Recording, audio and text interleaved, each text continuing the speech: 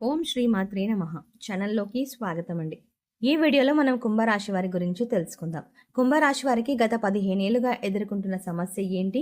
ఈ రాశి వారిని నాశనం చేయడానికి 15 ఏళ్లుగా ప్రయత్నిస్తుంది ఎవరు? ఈ సమస్యకు పరిష్కారం ఏంటి?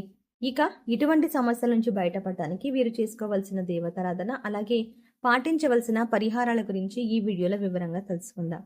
కానీ అంతకంటే ముందుగా మీరు కనుక మన ఛానల్ని ఇప్పటి వరకు సబ్స్క్రైబ్ చేసుకోకపోతే సబ్స్క్రైబ్ చేసుకుని పక్కనే వచ్చిన బెల్ ఐకాన్ నొక్కి ఆల్ సెలెక్ట్ చేసుకుంటే మేము ఇలాంటి వీడియోస్ అప్లోడ్ చేయగానే ముందుగా మీకు నోటిఫికేషన్ వస్తుంది. అలాగే వీడియోని ఎక్కడా కూడా స్కిప్ చేయకుండా చివరి వరకు చూస్తేనే మేము ఏం చెప్తున్నాం మీకు పూర్తిగా అర్థమవుతుంది. ఇక వివరాల్లోకి వెళ్తే, కుంభరాశి వారు ఎక్కువగా అందరినీ నమ్ముతూ ఉంటారు. అందరూ మనవారే అని అందరితో తమ సొంత విషయాలను కూడా షేర్ చేసుకుంటూ ఉంటారు. ఇది ఒక రకంగా వీరికి చెడు చేస్తుందని చెప్పాలి. ఎందుకంటే మీకు తెలియని విషయం ఏంటంటే, మీరంటే నచ్చని వాళ్ళు మీ నాశనాన్ని కోరుకునే వాళ్ళు మీ చుట్టుపక్కలే ఉన్నారన్న విషయం మీకు తెలియదు. పైకి మీతో ఎంతో స్నేహంగా నటిస్తూ మీ వెనకాలే గోతులు తవ్వుతూ ఉంటారు. ఇక బయట ఉండే శత్రువులు కూడా వీరితో కలిసి మీ పతనాన్ని కోరుకుంటున్నారు. మీ సమాచారాన్ని వారి ద్వారా సేకరించి మీకు కీడు తలపెట్టడానికి చూస్తున్నారు. అంతేకాదు, మీ విషయాలను అన్నీ ముందుగానే తెలుసుకొని మీ పనులు పూర్తి కాకుండా ఆటంకాలు వచ్చేలా చేస్తున్నారు. అయితే మీరు అందరినీ మనవారు అనుకొని అన్ని విషయాలు చెప్పడమే కాకుండా, ఎదుటివారు మీకు కీడు తలపెడుతున్నారు అని తెలిసినా కూడా మీ స్వభావరీత్యా వారిని క్షమించి వదిలేస్తారు. మళ్ళీ వారితో తిరిగి మామూలుగా మాట్లాడతారు. కానీ వారు మాత్రం మిమ్మల్ని టార్గెట్ చేశారు. ఈ విషయాన్ని మీరు గమనించాలి. ఈ రాశి వారు దయాగుణం, దానగుణం, క్షమాగుణం అధికంగా కలిగి ఉంటారు. ఎటువంటి గుణాల కారణంగా మీరు శత్రువుల బారిన పడుతూ ఉంటారు. మీరు ఎంత మంచిగా ఉన్నా ఎదుటివారు మిమ్మల్ని చూసి ఓర్వలేని స్థితిలో ఉంటారు. అందువల్ల వారు మీకు శత్రువులుగా మారుతూ ఉంటారు. మీరు ఏదైనా ఫలితాలు పెడితే దాన్ని పూర్తి చేసేంత వరకు నిద్రపోని మనస్తత్వాన్ని కలిగి ఉంటారు. కానీ శత్రువులు మాత్రం మీరు చేసే పనులు ఏ విధంగా చెడగొడదామా అని ఎదురు చూస్తూ ఉంటారు. కాబట్టి ఈ విషయాన్ని మీరు గమనించుకొని శత్రువులు ఎవరో మిత్రులు ఎవరో గుర్తించవలసి ఉంటుంది.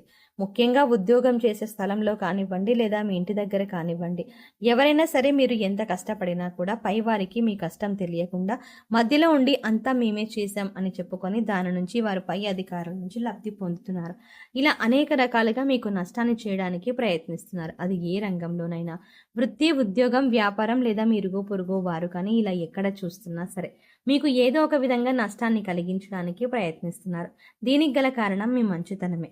అయితే దీని గురించి మీరు అతిగా ఆలోచించవలసిన అవసరం లేదు.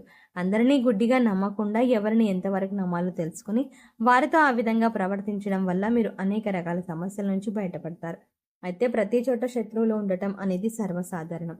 ఎందుకంటే ఒకరి జీవితంలో ఎదుగుతున్నారంటే ఓర్వలేని వారు అనేక మంది ఉంటారు. అది మన బంధువులు కావచ్చు, ఇరుగు పొరుగు వారు కావచ్చు, లేదా మీరు ఉద్యోగం, వ్యాపారం చేసే స్థలంలో కావచ్చు.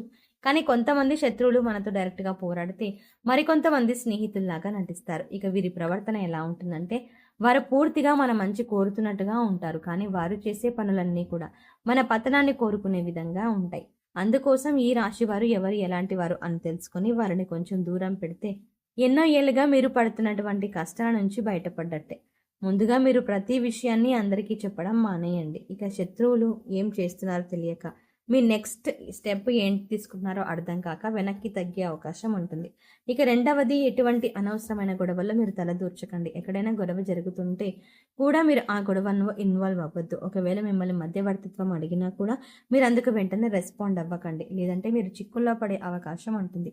లేదు నేను పరిష్కరించగలను అనుకొని మీరు గొడవ జరుగుతున్న ప్రదేశానికి వెళ్ళి మీ అభిప్రాయాన్ని తెలియజేశారు అంటే మాత్రం మీరు చిన్న విషయం చెప్పినా కూడా దాన్ని పెద్దది చేసి గొడవ మొత్తం మీరే క్రియేట్ చేశారు అనడానికి కూడా అవకాశాలు ఎక్కువగా ఉన్నాయి. తద్వారా మీరు చిక్కుల్లో పడే అవకాశం ఉంటుంది. అంతేకాదు, దీనివల్ల మీరు అనేక పరిణామాలు కూడా ఎదుర్కోవాల్సి ఉంటుంది. ఎందుకంటే ప్రస్తుతం ఉన్న గ్రహస్థితి మీకు ఆ విధంగా ఉంది. అలాగే మరో ముఖ్య విషయం ఏంటంటే, ఏదైనా నూతన వ్యాపారాలు కానీ పెట్టుబడులు కానీ పెట్టేటప్పుడు అనుభవజ్ఞుల సలహాలు, పెద్దల ఆశీర్వాదం మీరు ఖచ్చితంగా ఈ సమయంలో తీసుకోవాల్సి ఉంటుంది. అలా కాకుండా మీ సొంత నిర్ణయం తీసుకున్నట్లయితే కనుక నష్టపోవాల్సిన పరిస్థితులు కూడా ఎదురవుతాయి. ఇక మూడో విషయం ఏంటంటే, మీరు ఈ సమయంలో ఎవరికి డబ్బులు ఇవ్వడం అంత మంచిది కాదు. తెలిసిన వాళ్ళకి కానీ తెలియని వాళ్ళకి కానీ మీరు డబ్బు అప్పుగా ఇస్తే చేయి బదులు ఇచ్చినా కూడా అది ఈ సమయంలో మీకు తిరిగి రాదు అనే విషయాన్ని గుర్తుంచుకోండి. అలాగే మీరు డబ్బులు అప్పుగా తీసుకున్నా కూడా వడ్డీ ఎక్కువగా కట్టవలసిన పరిస్థితి ఏర్పడుతుంది. అందుకోసం డబ్బులు తీసుకునే విషయంలో కూడా తగిన జాగ్రత్తలు తీసుకోండి. రాతపూర్వకంగా డబ్బులు ఇచ్చిపుచ్చుకుంటే మంచిది. లేదంటే అనవసరమైనగా చిక్కుల్లో పడే అవకాశం ఉంటుంది. ఇక ఇటువంటి సమయంలో కూడా మీ శత్రువులు మీకు ఏ విధంగా ధననష్టం కలిగిద్దామా అని ఎదురు చూస్తూ ఉంటారు. ప్రస్తుత గ్రహస్థితి అంతగా బాలేదు కాబట్టి ఈ జాగ్రత్తలు తీసుకోండి. మీరు ఏ విషయాన్ని ఇతరులకి చెప్పకూడదు అంటే అది మీరు వస్తువులు కొనుక్కున్నా లేదా ఏదైనా ప్రయాణం తలపెట్టినా ఏ చిన్న అంశమైనా పెద్ద అంశమైనా సరే అది పూర్తయ్యేంత వరకు ప్రస్తుతం ఈ సమయంలో ఎవరికి చెప్పకపోవడమే మంచిది. ఎందుకంటే మీ శత్రువులు మీరు ఏం చేస్తున్నారు, మీరు చేస్తున్న పనిలో ఆటంకాలు ఎలా కలిగించాలి, ఆ పని పూర్తి కాకుండా ఏం చేయాలి, మిమ్మల్ని ఎలా నాశనం చేయాలి, మీకు ధనాన్ని ఎలా నష్టపరచాలి అని ఎదురు చూస్తున్నారు. కాబట్టి ఈ విషయాల్లో జాగ్రత్తగా ఉండండి. ఇక ఈ రాశి వారికి ఆరోగ్యం పట్ల పెద్దగా శ్రద్ధ ఉండదు. కాబట్టి ఈ సమయంలో మీరు ఆరోగ్యం పట్ల తగిన జాగ్రత్తలు తీసుకోవాలి. మారుతున్న వాతావరణం వల్ల జలుబు, దగ్గు, జ్వరం వంటి సమస్యలు ఈ సమయంలో మిమ్మల్ని వేధించే అవకాశం ఉంది. అందుకోసం ప్రతిరోజు కొద్దిగా గోరువెచ్చని నీరు తీసుకొని యోగా, వ్యాయామం, మెడిటేషన్ చేస్తూ ఆరోగ్యాన్ని కాపాడుకోవాల్సిందిగా సూచించడం అయినది. అలాగే ఎవరైనా కష్టాల్లో ఉంటే మీరు చలించిపోయే మనస్తత్వాన్ని కలిగి ఉంటారు. అందువల్ల మీరు ఇబ్బంది పడుతున్నా కూడా ఎదుటి వారికి సహాయం చేయాలి అనే ఆలోచనను అధికంగా కలిగి ఉంటారు. ఇదే మీకు ఒక రకంగా శ్రీరామ రక్ష అని చెప్పవచ్చు. ఇటువంటి గుణం కారణంగా మీరు అనేక సందర్భాలలో ఇబ్బందికర పరిస్థితుల నుంచి చాలా తేలిగ్గా బయటపడ్డారు. ఈ విషయాన్ని గుర్తుంచుకోవాలి. ఇక శత్రువుల నుంచి బయటపడడానికి అలాగే చేస్తున్న పనుల్లో విజయాన్ని అలాగే ఎలాంటి ఆటంకాలు రాకుండా ఉండాలి అంటే చేసుకోవలసిన దేవతారాధన అలాగే పాటించవలసిన పరిహారాల గురించి చూసుకున్నట్లయితే ప్రతి శుక్రవారం దుర్గాదేవి ఆలయాన్ని దర్శనం చేసుకోండి. వీలు కాని వారు ఇంట్లోని అమ్మవారి దగ్గర దీపం వెలిగించి దుర్గాదేవి స్తోత్రాలు చదువుకోండి. ప్రతినిత్యం సంకటనాశన గణేశ స్తోత్రాన్ని చదువుకోవడానికి ప్రయత్నించండి. ఓం గం గణపతియే నమః అనే మంత్రాన్ని జపించండి. ఇలా చేయటం వల్ల మీరు తలపెట్టిన పనుల్లో ఆటంకాలన్నీ కూడా చెల్లించిపోతాయి. దుర్గాదేవి మిమ్మల్ని శత్రువుల నుంచి కాపాడుతుంది. ఇక ఈ సమయంలో మీరు పాటించవలసిన పరిహారాలు చూసుకున్నట్లయితే అనాథ పిల్లలకు లేని వారికి అన్నదానం చేయండి. కనీసం ఒక్కరికైనా కడుపు నిండా భోజనం పెట్టండి. శనిదేవుడికి తైలాభిషేకం చేయించుకోండి. పశుపక్షాదులకు, మూగజీవాలకు తాగడానికి నీళ్లు, తినడానికి ఆహారాన్ని అందించండి. కుంభరాశి వారి శత్రువులు ఎవరు? వారు మీతో ఎలా ప్రవర్తిస్తారు? మీరు ఎటువంటి జాగ్రత్తలు తీసుకోవడం వల్ల శత్రువుల దాడి నుంచి బయటపడవచ్చు?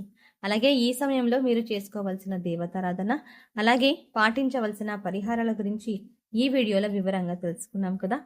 ఈ వీడియో మీకు నచ్చినట్టయితే లైక్ చేయండి. అలాగే మీ ఫ్రెండ్స్ అండ్ ఫ్యామిలీ మెంబర్స్లో ఎవరైనా కుంభరాశి వారు ఉన్నట్లయితే వారితో ఈ వీడియోని షేర్ చేసుకోవడం మాత్రం ఎట్టి పరిస్థితుల్లో మర్చిపోకండి. కానీ అంతకంటే ముందుగా మీరు కనుక ఇప్పటి వరకు మన ఛానల్ని ఇంకా సబ్స్క్రైబ్ చేసుకోకపోతే వెంటనే సబ్స్క్రైబ్ చేసుకోండి. అలాగే పక్కనే ఉన్న బెల్ ఐకాన్ని క్లిక్ చేసి అందులో ఉన్న ఆల్ అప్డేట్ని సెలెక్ట్ చేసుకోవడం ద్వారా మేము చేసే ప్రతి వీడియో అప్డేట్స్ మీ మొబైల్కి ముందుగా నోటిఫికేషన్గా అందుతుంది. మరో చక్కటి వీడియోతో మళ్ళీ కలుద్దామండి. ఓం శ్రీమాత్రే నమః.